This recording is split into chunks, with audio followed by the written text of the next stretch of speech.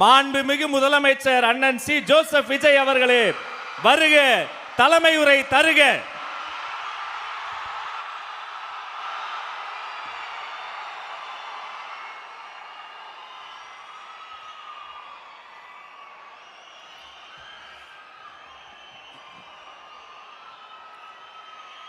என் நெஞ்சில் குடியிருக்கும்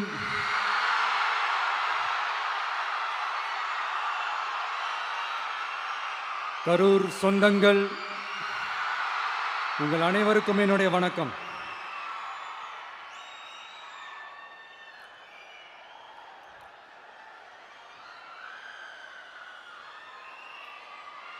ஒரு மனுஷன் லைஃப்ல எவ்வளோ பெரிய ஒரு உயரத்துக்கு போனாலும் மனசளவில் சில வலிகள், காயங்கள் அதை மறக்க முடியாது இல்லையா? எல்லார் லைஃப்லையும் அப்படி தான், நமக்கும் அப்படி தான். நிறையா வலிகள், காயங்கள் எல்லாத்தையும் தாண்டி தான் வந்திருக்கிறோம். ஆனால் எல்லாத்தையும் விட ரொம்ப ஜாஸ்தியான அந்த வலியும் அந்த காயமும் எனக்கு அந்த கரூர் சம்பவம் தான்.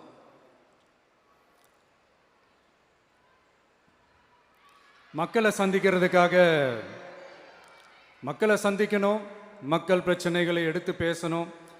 அதுக்காக தான் அந்த மக்கள் சந்திப்பு பயணத்தை தொடங்கி திருச்சி, அரியலூர், நாகப்பட்டினம், திருவாரூர், நாமக்கல், கரூர் அப்படின்னு சொல்லிட்டு போயிட்டு இருந்தோம்.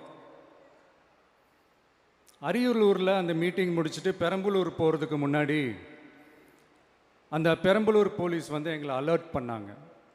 சரிங்க, கூட்டம் கொஞ்சம் ஜாஸ்தியாக இருக்குது, லேட் ஆகிடுச்சு, வராதிங்க அப்படின்ட்டு. So we had no choice. Police சொன்னால் நம்ம அதை ஒபே பண்ணி தானே ஆகணும். அதே நேரத்தில் பெரம்பலூர் மக்களோட அந்த சேஃப்டியும் மைண்டில் எடுத்துக்கிட்டு ஒரு மன வலியோடவே திரும்ப போயிட்டோம். அதுக்கப்புறம் பெரம்பலூர் தொகுதி மக்களுக்கு மன்னிப்பும் கேட்டோம். அதே மாதிரி நாமக்கல் அந்த மீட்டிங் முடிச்சுட்டு கரூர் வரும்போது அந்த கரூர் போலீஸ் எங்களை அலர்ட் பண்ணியிருக்கலாம்ல.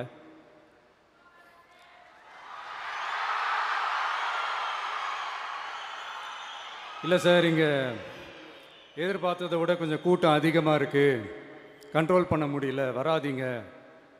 அண்ட் போலீஸ் நினச்சா அவங்க அந்த மீட்டிங்கே கேன்சல் பண்ணலாம். ஏதோ தப்பாக இருக்குது, ஏதோ தப்பாக தோணுது அப்படின்னு நினச்சிட்டாலே they have all the rights to cancel the meeting. எங்ககிட்ட கேட்கணும்லாம் ஒன்றும் அவசியமே கிடையாது. ஆனால் அதையெல்லாம் எதுவுமே செய்யாமல் அந்த ஹைவேல இருந்த அந்த ஸ்பாட்டுக்கு போலீஸே எங்களை உள்ளே கூட்டிகிட்டு வந்து விட்டு அந்த நாடகம்லாம் இருக்கு பாருங்க.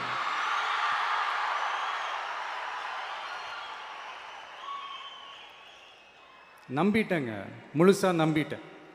அன்னைக்கு இருந்த அந்த கரூர் போலீஸ் பேசும்போது தேங்க்ஸ்லாம் சொன்னேன் அவங்களுக்கு. எனக்கு தெரியாது இப்படி ஒரு நாடகம் நடக்கும். இதுக்கெல்லாம் யார் காரணம்? இதெல்லாம் யார் சொல்லி செஞ்சது?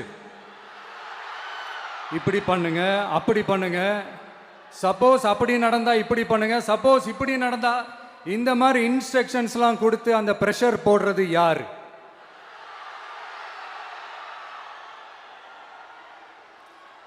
அந்த சம்பவத்தில் நம்ம யாரெல்லாம் இழந்திருக்கோம் தெரியுமா?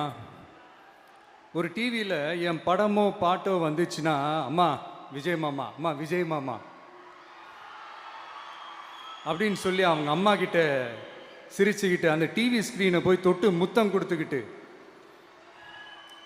என் அக்கா தங்கச்சிங்களோட தங்க பிள்ளைகளை இழந்திருக்கோம்யா.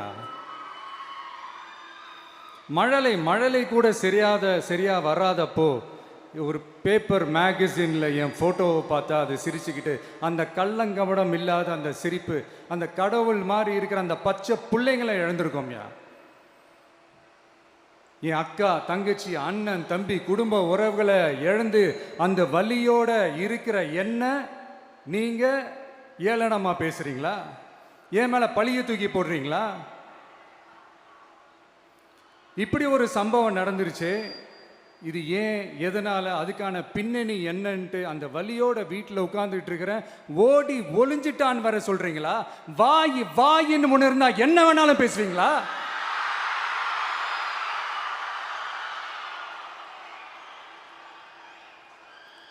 மக்களே, நான் உங்களையே கேட்குறேன், அன்னைக்கு அத்தனை க்ரௌடு இருந்துச்சு, அந்த க்ரௌடுக்கு தகுந்த மாதிரி போலீஸ் பாதுகாப்பு கொடுத்தாங்களா? இந்த இடத்தை எடுத்துக்க சொல்லி நாங்க தான் சொன்னோம்னு ஒரு போலீஸ் ஆபீசர் பேட்டி கொடுக்கிறாரு, அதுக்கு என்ன அர்த்தம்? இவ்வளோ வலி, இவ்வளோ காயங்கள் கொடுத்துட்டு பழியை தூக்கி நம்ம மேல போட்டுட்டு அதுல ஒரு அரசியல் ஆதாயம் தேடுறீங்களேயா? இதுல வாய் கூசாம சட்டசபையில ஸ்டாலின் சார் நம்ம மேல திருப்பி விட்டு அங்க ஒரு அரசியல் செய்றாரு, அதுக்கு என்ன அர்த்தம்? நமக்காக வந்திருக்கிற மக்களை காக்க வைக்கிறதுக்கு நான் ஒன்றும் ஆதாயம் தேடுற அரசியல்வாதியெல்லாம் கிடையாது. மக்களுக்காக அரசியலுக்கு வந்தவன் இந்த விஜய். எனக்காக எல்லாமும் கொடுத்த என் மக்களுக்காக எல்லாத்தையும் விட்டுட்டு மக்களுக்காக மட்டுமே அரசியலுக்கு வந்தவன் இந்த விஜய். அவங்களுக்காக நன்றி கடன் செலுத்துறதுக்காக மட்டுமே அரசியலுக்கு வந்தவன் இந்த விஜய். உங்களுக்கு தான் இந்த விஜயை பத்தி நல்லா தெரியுமே. ஆனா நம்ம எல்லாருக்குமே இத்தனை வலிகள் காயங்கள் கொடுத்தவங்களுக்கு இந்த 2026 தேர்தலில் தக்க பதிலடி கொடுத்துட்டீங்க. ஆனா அது மட்டுமே பத்தாது மக்களே, அது மட்டுமே பத்தாது. காலகாலத்துக்கும் எழுந்திருக்கவே முடியாத அளவுக்கு நிரந்தரமான ஒரு பதிலடியை நீங்க கொடுத்துக்கிட்டே இருக்கணும்.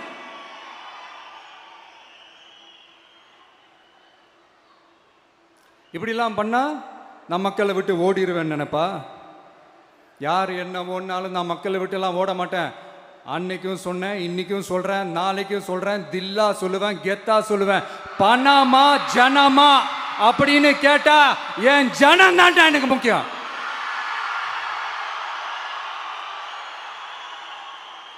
மக்களே, உங்களை விட எனக்கு இந்த காசு பணம் முக்கியமா என்ன? இவ்வளோ குறைகள் நம்ம மேல சொல்றாங்களே, இப்போ நான் சொன்ன மாதிரி அவங்களால ஓப்பனா சொல்ல முடியுமா? அந்த தில்லு இருக்கா, திராணி இருக்கா? ஒரு கிடையாது. ஆனா நம்ம மக்கள் அமைச்சு கொடுத்த நம்ம அரச குறைகள் மட்டும் டிசைனா மாடலா குறைகள் மட்டும் சொல்லுவாங்க. ஒவ்வொரு டிபார்ட்மெண்ட்லயும் அந்த பார்ட்டி ஃபண்ட், அந்த கட்சி நிதின்ற பேர்ல அடிக்கிற கொள்ளையெல்லாம் இந்த தீய சக்தியா இருக்கட்டும், தீந்து போன சக்தியா இருக்கட்டும், ரெண்டு பேரும் மாறி மாறி இதே தான் செஞ்சிட்டு இருக்கிறாங்க. இதுல ஒரு ஹைலைட் காமெடி என்னன்னா, சட்டசபையில் பேசும்போது பார்ட்டி ஃபண்டுன்னு தான் சொன்னேன். அது எந்த பார்ட்டி, என்ன ஃபண்டு, யாரு, என்ன பேரு எதுவுமே சொல்ல. பார்ட்டி ஃபண்டுன்னு சொன்னவனை எடுத்தாங்க பாருங்க ஒரு ஓட்டம். எனக்கே ஃபர்ஸ்ட் புரியல, ஏன்பா ஓடுறாங்க? அப்படி என்ன நம்ம இப்போ சொல்லிவிட்டோம்? அதான் அந்த குற்றம் உள்ள நெஞ்சுக்கு தான் குறுகுறேங்கும். இது எப்படி இருக்கு தெரியுமா? எங்க அப்பா பீரோக்குள்ள இல்லை, எங்க அப்பா பீரோக்குள்ள இல்லை அப்படின்னு சொல்ற மாதிரி. ஐயோ, ஏன் கேட்குறீங்க? இவங்களோட செம்ம கூத்தா இருக்குங்க, செம்ம ஃபன்னா இருக்கு. சென்னையில் ஒரு பாலம் கட்டுறதுக்காக நார்மலாக ஆகிற செலவை விட அதிக செலவில், கிட்டத்தட்ட டபுள் மடங்கு செலவில் ஒரு டெண்டர் ஒன்று விட்டுருக்குறாங்க. அதையெல்லாம் தோண்டி எடுத்து அதெல்லாம் இப்போது கண்டுபிடிச்சி கேன்சல் பண்ணியிருக்கிறோம். இன்னும் எத்தனை கோடி ஊழல், எத்தனை லட்சம் கூடல் தோண்ட வருமோ எங்களுக்கே தெரில. ஒவ்வொரு முகமுடியாக கிழியுது. ஐயோ, இந்த விஜய் ஒவ்வொரு கதையாக எடுத்து வெளியில் விட்டுருவான் போலேன்ட்டு திரும்புகிற பக்கம்லாம் கதறல் கதறல் கதறல், காதலேருந்து ரத்தம் வராத குறை. ஆமாம், இப்படி ஊழல்லே ஊறி போனவங்க இப்படி தான் இருப்பாங்க. இந்த 50-55 நாட்களில் அங்கே செஞ்ச சில விஷயங்கள்லாம் சட்டசபையிலே எடுத்து சொன்னேன். பட் இங்கே ஒரு சில விஷயங்கள் சொல்லணும்னு நினைக்கிறேன். இந்த மின்சாரத்துறையில் இதுக்கு முன்னாடி போட முடியாமல் இருந்த அந்த பதவி உயர்வை இப்போ தான் எங்களால் போட முடிஞ்சுது. அதுக்காக ஒரு அக்கா அழுதுகிட்டே ஒரு நன்றி சொன்னாங்களே, அதெல்லாம் அவங்க கண்ணில் படாது அந்த வீடியோலாம், குறை சொல்கிறவங்களுக்கு. அடுத்து லஞ்சம்லாம் ஒழிக்க முடியாது, ஊழல்லாம் ஒழிக்க முடியாது, அதெல்லாம் பிளட்டிலேயே ஊறி போய் இருக்கு அப்படின்னு சொன்னவங்க போய் ஒவ்வொரு கவர்மெண்ட் ஆஃபீஸா பாருங்க. ஒரு பைசா லஞ்சம் இல்லை, ஒரு பைசா ஊழல் இல்லை, வேலையெல்லாம் சும்மா டக்கு டக்கு டக்குன்னு நடக்குது.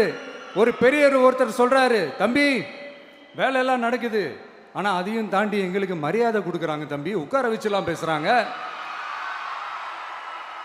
இதெல்லாம் இதுக்கு முன்னாடி நடந்ததே இல்லை. அவனை போய் பாரு, இவனை போய் பாரு, இந்த ஆஃபீஸரை போய் பாருன்னு சொல்லி அலைய விடுவாங்க.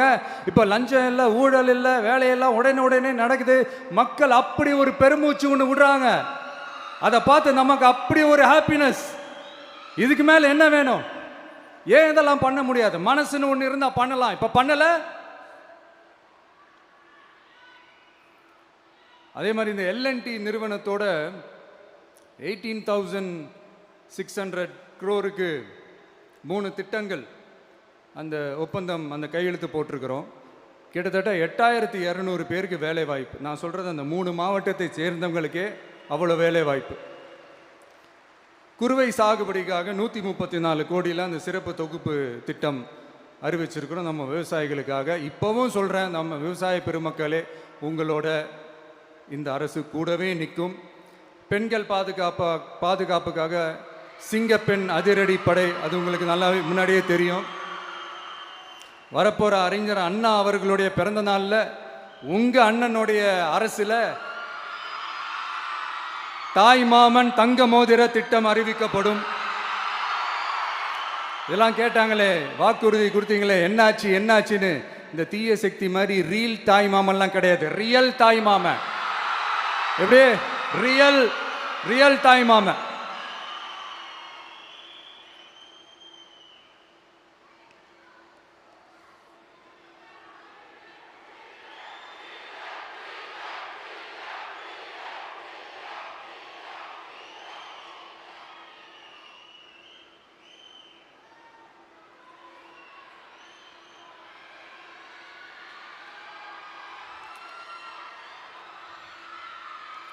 இந்த தீய சக்தியை பற்றி, அவங்க நிர்வாகத்தை பற்றி ஒரு வெள்ளை அறிக்கையை ஒன்று வெளியிட்டோம்ல, அது ஷார்ட் அண்ட் ஸ்வீட்டாக சொல்லணுன்னா, ஒரு ஓட்ட பாத்திரத்துக்குள்ளே தண்ணி ஊற்றிக்கிட்டே இருந்திருக்கிறாங்க.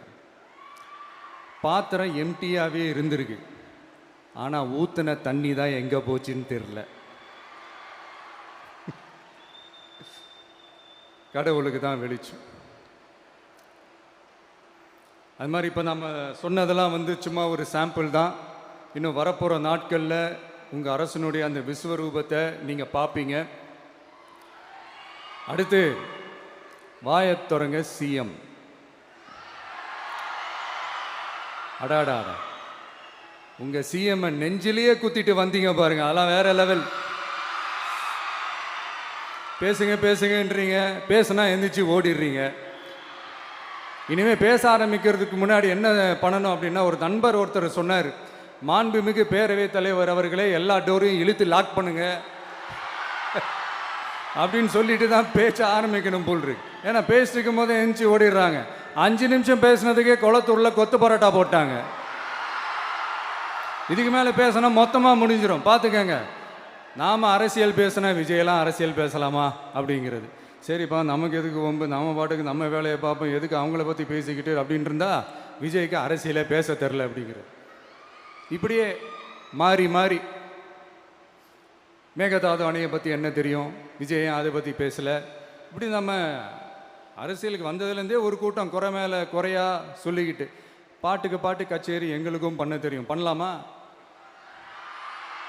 இந்த மேகதாது அணை சம்பந்தமான அந்த வழக்கில் தமிழ்நாட்டோட பெட்டிஷனை சுப்ரீம் கோர்ட் எப்போ ரிஜெக்ட் பண்ணுச்சு? அப்போ யார் ஆட்சியில் இருந்தா? ஏன் ஒழுங்காக வாதாடல?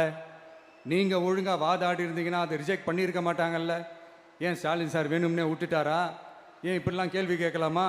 இப்படிலாம் கேள்வி கேட்டால் தான் மேகதாது அணையை பற்றி பேசுனதா அர்த்தமா? ஏன் அந்த ஸ்டேட்டு சிஎம் பேசுகிறாரு, நீங்கள் ஏன் பேசலை அப்படின்னா, நம்ம ஸ்டேட்டோட உரிமையை எங்கே நிலைநிறுத்தணுமோ அதுக்காக வேலை பார்க்குறது மட்டும்தான் முக்கியம். சும்மா சவால் விட்டுக்கிட்டு சீண்டி பார், நான் யார் தெரியுமா, தொட்டு பார், இப்படிலாம் பேசிக்கிட்டு இருந்தால் வேலைக்கு ஆகாது. சும்மா பேசி பிரச்சனையை வளர்த்துக்கிட்டு யார் மேலே அது பழியை தூக்கி போட்டுட்டு அப்புறம் மக்களை அம்போன்னு தெருவில் விட்டுட்டு இப்படி தான் ஒரு அரசியல் பண்ணணும்னா அந்த அரசியல் நமக்கு தேவையும் இல்லை, அதை நம்ம செய்யவும் போகிறதில்ல. Talk less work more mode தான், அதுதான் நம்ம பாலிசியே. அதனால தான் சட்டசபையில் அந்த அரசினர் தீர்மானம்னு சொல்லி ஒன்று கொண்டு வந்தோம். அது எப்படி டு டேக் இட் ஃபார்வர்ட், எப்படி கொண்டு போகணுமோ அதை சரியாக செய்வோம். சென்ட்ரல் கவர்மெண்ட்லேருந்து அந்த டீலிமிட்டேஷனை திரும்ப கொண்டு வர போகிறதா ஒரு பேச்சு ஒன்று அடிபடுது.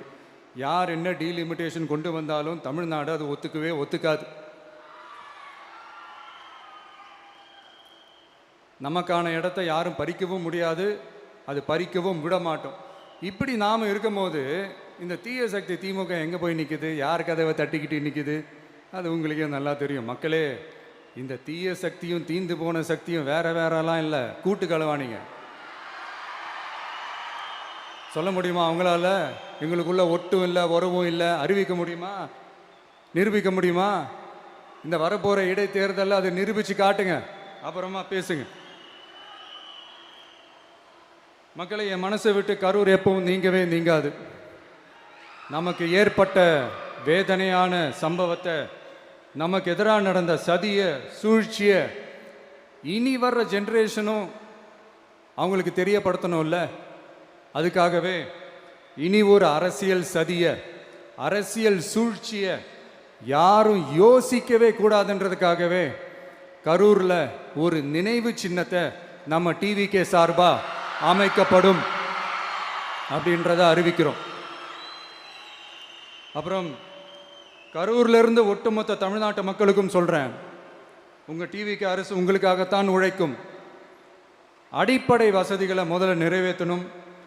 ஒரு பக்கம் நிதி நிலைமையை சரி செஞ்சுக்கிட்டே, இன்னொரு பக்கம் அப்படியே நாம் சொன்னதில் ப்ரையாரிட்டி பார்த்து ஒவ்வொன்றா படிப்படியாக நிறைவேற்ற ட்ரை பண்ணுவோம். இது எப்பவும் உங்களுக்கான அரசாக தான் இருக்கும். இந்த விஜய் உங்கள் விஜயாக தான் இருப்பான். நீங்கள் உரிமையோட உங்கள் கவர்மெண்ட்டை நீங்கள் அணுகலாம். இந்த தீய சக்தி ஆட்சி முடிஞ்சு பொட்டிக்குள்ளே போனதுலேருந்து என்னென்னமோ பண்ணுறாங்க, இது ஏதோ பேசுகிறாங்க, சோஃபாங்கிறாங்க, வாஷிங் மிஷினுங்கிறாங்க. இந்த அரசியல் வியாபாரம் பண்ணுறதுக்கான அந்த வெண்டிங் மெஷினே அவங்க தான். யார்? இந்த திமுக. இதில் நம்மளை பார்த்து வாஷிங் மிஷினுங்கிறாங்க. எலெக்ஷனில் ஓட்டுக்கு காசு கொடுக்குற அந்த கலாச்சாரத்தையே, அந்த கல்ச்சரை அடித்து நொறுக்கி இருக்கிறோம். எலெக்ஷன்லேயே அப்படி வேலை பார்த்த நமக்கு எதுக்கு இந்த குதிரை, கழுதை, ஒட்டக பேரெல்லாம்? மக்களின் பக்கம். அப்படி இருக்கும்போது நமக்கு எதுக்கு இந்த பேரெல்லாம்? இந்த திருட்டு திமுக ஆட்சியை வச்சுக்கிட்டு ஊரடிச்சு ஒலையில போட்டு இந்த கொள்ளையை அடிச்சதுனால தான் உங்க கரூர் கம்பெனி ஓனர் ஒருத்தர் எங்க எங்க இருக்காருன்னே தெரியாம ஓடு ஓடு ஓடு ஓடு ஓடு ஓடு ஓடு ஓடு வராம் பாரு வேட்டக்காரன் ஓடினே இருக்கிறாரு. இன்னொருத்தர் ஃபாரின்ல போய் ஒளிஞ்சுக்கிட்டார். ஃபாரின் ஸ்டாலின் சார்ன்னு நினைச்சிட போறீங்க, அவர் இல்லை. எனக்கு எப்பவுமே ஸ்டாலின் சார் மேல ஒரு தனி பாசம் ஒன்று உண்டு. அவர் கிடையாது, இவர் வேற. சிங்கப்பூருக்கு செக்கப்புக்கு போனார்ல அவரு. இன்னும் தோண்ட தோண்ட எத்தனை பேர் மாட்ட போறாங்களோ தெரியல. உங்ககிட்ட யாராவது லஞ்சம் ஏதாவது கேட்டாங்கன்னா கொடுக்க முடியாது சொல்லுங்க, நான் இருக்கேன் உங்களோட. அப்படியே யாராவது ஃபோர்ஸ் பண்ணாங்கன்னா இது எங்க மகன், எங்க புள்ள, எங்க அண்ணன், எங்க தம்பி, எங்க விஜய், எங்க விஜயோட ஆட்சின்னு ஸ்ட்ராங்கா சொல்லுங்க. மக்களை, நீங்க கூட இருக்கும் போது லஞ்ச ஊழல் மட்டும் இல்லை, அதிகாரத்தை வச்சு ஆட்டம் போடுற யாரா இருந்தாலும் அடங்கிடுவாங்க. இந்த கடமை, கண்ணியம், கட்டுப்பாடுன்ட்டு ஒரு காலத்தில் கொள்கையோடு இருந்த கட்சியெல்லாம் இன்னைக்கு எப்படி இருக்கான்னு உங்களுக்கே தெரியும். அதாவது இந்த டிவிகே கட்சியோட தலைவரை எதிர்க்கிறதுல ஒரு நியாயம் இருக்கு. ஏன்னா உங்க பொழப்புல மண்ணள்ளி போட்டான். என்ன இந்த ஊழல் லஞ்சம்லாம் பண்ண மாட்டேன்னு சொல்லி உங்க அரசியலையே ஒரு தெருமுனைக்கு கொண்டாந்து விட்டான். மக்கள் வேற அவனை தான் நம்புறாங்க.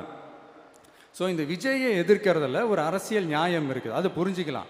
ஆனால் இன்னைக்கு இந்த விஜயை மக்கள் ஓட்டு போட்டு ஜெயிக்க வச்சு ஒரு தீர்ப்பை கொடுத்து மக்களுக்காக வேலை செய்யறதுக்காக முதலமைச்சராக உட்கார வச்சிருக்கிறாங்க. என்னமோ இன்னமும் நீங்க தான் ஆட்சியில் இருக்கிற மாதிரி விஜய் கரூருக்கெல்லாம் போகக்கூடாது, விஜய் இங்கே போகக்கூடாது, அது செய்யக்கூடாது, இது செய்யக்கூடாதுன்னு எனக்கு புரியலையே. ஆட்சியில் இருக்கும் போது தான் இவ்வளோ கட்டுப்பாடெல்லாம் போட்டீங்க, எஸ்ஓபிஸ்லாம் போட்டீங்க, ஸ்டாலின் சார் ஆப்ரேட்டிங் ப்ரொசீஜர்லாம் போட்டீங்க. இப்போவும் அதே பண்ணிட்டு இருந்தீங்கன்னா என்ன சார் நியாயம்?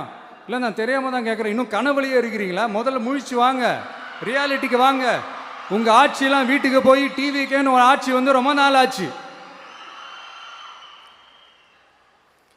ஒழுங்கா படி என்று சுப்ரீம் கோர்ட் ஓங்கி மண்டேலியே நறுக்கு நறுக்கு நறுக்கு என்று செம்மட்டியாலே அடிச்சும் இந்த திமுக முழிச்சிக்கல அப்படின்னா அப்போ கொஞ்சம் கஷ்டம்தான். வெற்றி தோல்வியெல்லாம் அரசியலில் சகஜம் சார். அதுக்காகலாம் வெறி பிடிச்சி இந்த பதவி வெறி பிடிச்செல்லாம் அலைய தேவையில்லை. நல்ல விதமாகவே சொல்கிறேன், நியாயமான அரசியல் பண்ணுங்க. ஓ, அதுதான் உங்களுக்கு தெரியாதுல்ல? இந்த தீய சக்தி திருத்தவும் முடியாது, அவங்களா திருந்துவாங்கன்னு பார்த்தா அதுவும் நடக்க போகிறதில்ல. அதனால் வரப்போகிற இடைத்தேர்தலில் மக்களே இந்த தீய சக்தி திமுகவை நல்லா வெச்சு வெளுத்து விடுங்க. கான்ஃபிடண்டா இருங்க மக்களே, நல்லதே நடக்கும், வெற்றி நிச்சயம். மீண்டும் சந்திக்கும் வரை நன்றி, வணக்கம்.